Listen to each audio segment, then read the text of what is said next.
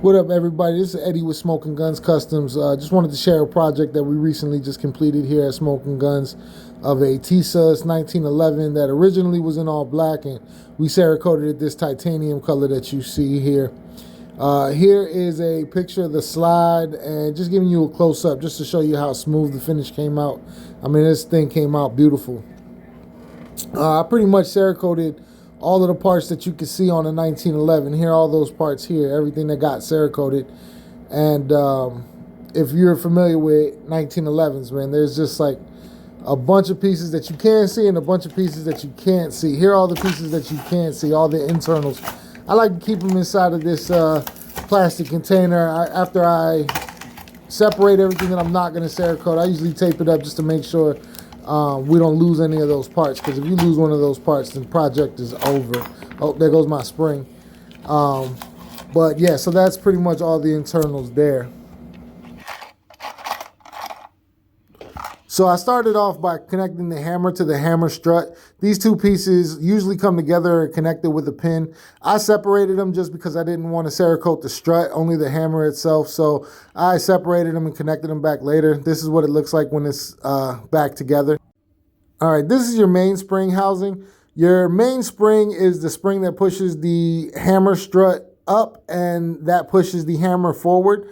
So it's super important that this piece runs smoothly. It has about 5 pieces all together. This is what it looks like after it's assembled. This is a close-up on the pin. You can see that there's no pinhole there. And if you look closely on this next shot, you'll be able to see the detent kind of poking out of the bottom. It's super important that this piece runs smoothly because it really is the heart of the gun. But it needs to be assembled before you put it in there. This is another piece that needs to be assembled before you put the gun together. I don't have it assembled here, but there's a little space right there for a locking cam, which will keep it held in place. All right, this is me installing the trigger.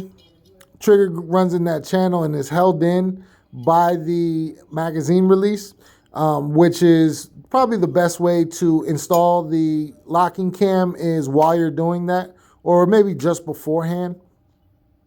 That way, you know, it has a lot of spring tension and you don't want that cam to go flying. It's a really small piece.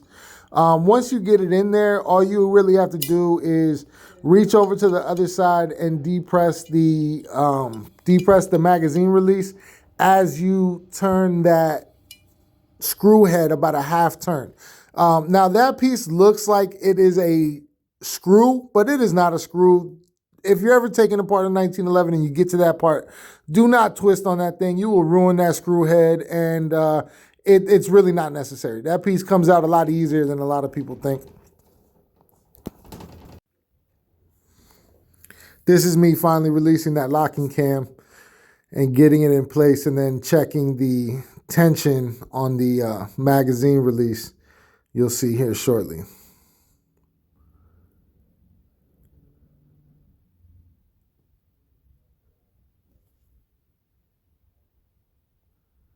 Yep, we got tension and the trigger won't go back. So it is put together smoothly.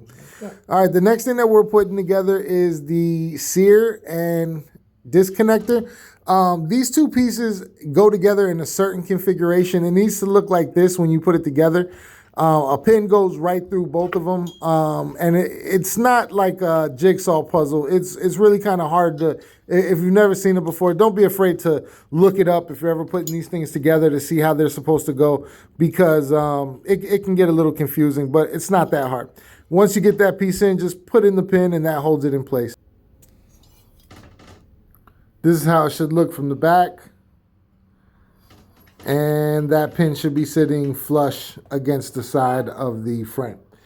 It should not be sticking out on either side. All right, once that's done, then it's time to connect the hammer strut and hammer. They're held in by a pin. This pin, just like the last one I should have mentioned, it has a ledge on one side of it and the other side does not. So make sure you always put it in from the left side of the gun, and with the pointy end going in first. Once it's all the way in, then that pin will sit flush on both sides. It'll either be flushed or recessed. You can see here, this, oh, there goes my wife. Hey, baby. Now, that pin should go in easy. You shouldn't have to fight it. Once it goes in, you can kind of function test it, but it's not the easiest. To function test it, it's like better off function test once you get the both safeties in, which is what I'll be doing here in a second. First, you got to put in the plunger. The plunger holds 2 detents. All right, this is the leaf spring that goes into the back. This spring has like a number of different functions. I forget what they call it. They might call it it's not the hammer spring, but either way, it's really simple. Just goes in the same way. You just got to make sure that when you put it in that the hammer strut is over top of it. Now, once you get that, then you can start connecting the rear back strap safety and the thumb safety. This piece might be a little bit harder. Either way, it should fit if you just play around with it. If you're adding a new one, there might be some fitting involved, but if you're just putting it, like taking apart your factory one and putting it in, should just go right in. This is your mainspring housing being connected. You have to push this down. I kind of cheated a little bit and did some of the work off camera, but because you have to really get it from a weird angle. And if you don't have 3 hands, if you're a regular human being, this part here could be a little bit difficult because that mainspring housing, that mainspring does have a lot of tension on it. So to get that pushed all the way down is not the easiest. But once you get it done, this is how it should function. You should be able to cock the hammer back, it stay back, you pull the trigger, and it go up. You put the safety on, it doesn't work. You take the safety off, and it does work. All right, and then you're good to go. This is the slide. The assembly to this is like way easier. Lucky for me, this is a GI version, so I didn't change the sights or anything like this. I kind of just Cerakoted over them. Most of the time you don't want to do that, but with GI sights, it's not that big a deal. All right, so when you put together the slide, all you have to do is slide in the extractor, slide in the firing pin and spring, and put that firing pin retention plate in its slot. Push the firing pin down and slide that up. The firing pin itself is what holds that in place. So it just clicks right in. The barrel goes in the front, and then you're ready to assemble the slide to the frame. This should go on pretty easy. This should feel smooth. You know, it might be little hiccups here and there. Just push the barrel down or move the hammer back a little bit. This is important. When you put in the slide release, your slide release kind of holds everything together. It goes through the barrel link. You need to push it straight down. If you push it, you're going to be wanting to tempted to roll it up like that. Don't do that. If you do that, you're going to end up scratching the frame. It's going to look ugly. Push it straight down. It may not want to go. It doesn't feel like, you know, especially on brand new 1911s, they're kind of hard, but just push it straight down. If you push hard enough, it will go straight down. I promise. You can see here I'm having a little bit of a problem, but it eventually goes. If you put a dummy scratch on it, everybody who owns a 1911 is going to look at you sideways. Just don't do it. Bushing goes in, turn it all the way to the side, put in your recoil spring. Your recoil spring is directional, okay? I actually had it the right way the first time and then second guessed myself, but really realized what I was doing wrong.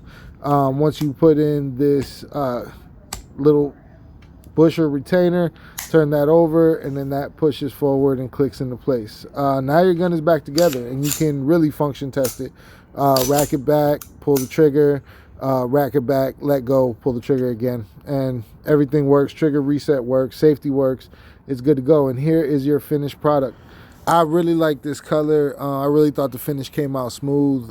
This project was just a pleasure to do all the way around. We added this set of ivory colored grips, which I think accents the color even more. Left the screw heads black, a couple of the pins black. So some of the accents are left black, but that's it. There it is, your finished product.